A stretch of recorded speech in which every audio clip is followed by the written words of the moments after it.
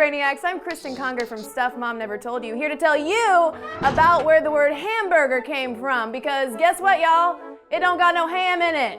Now the short answer is that hamburgers came from Hamburg, Germany. There was a little guy named Hans hanging out one day and he had some meat in the fridge and some spices and he was super hungry, and so he decided to put it all together and make a hamburger, or a Hansburger as he liked to call it.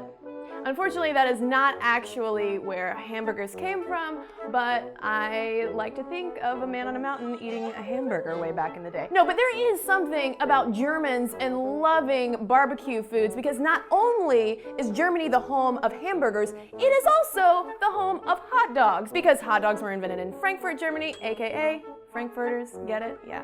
But instead of old Hans on the side of his mountain making ye old hamburger, it actually goes back to the Tartars, a nomadic people who invaded Central Asia and Eastern Europe in the Middle Ages. And y'all, the Tartars were really intense about their beef.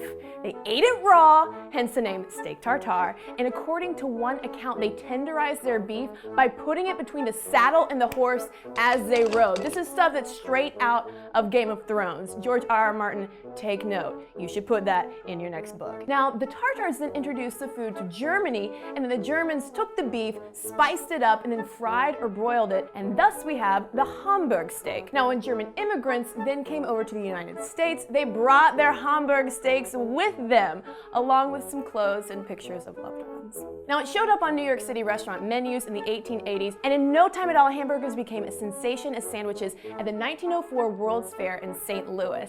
And now, for all of you people who get cravings for hamburgers after you smoke something that is not legal, in 1921, White Castle was founded in Wichita, Kansas, which is the oldest chain of hamburger restaurants. Now, the hamburger's popularity exploded in the United States after World War II, when burgers became the main menu item at drive-in restaurants, spawned by a growing number of cars in the United States. Because what's better than a drive-in date than the smell of greasy meat in a car, mixing with pheromones and blooming passions?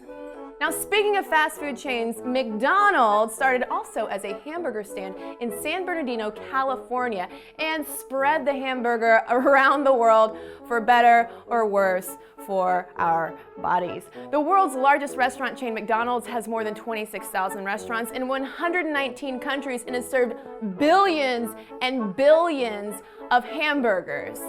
But what I would like to see is the return of the tartare method of beef tenderizing by putting it between a saddle and a horse, because while I would not want to eat that, it sounds pretty cool. So don't forget to subscribe to BrainStuff. There's a button to subscribe somewhere around here. So you should click it and subscribe, because we have so many more topics that we are going to cover to make your brain even bigger.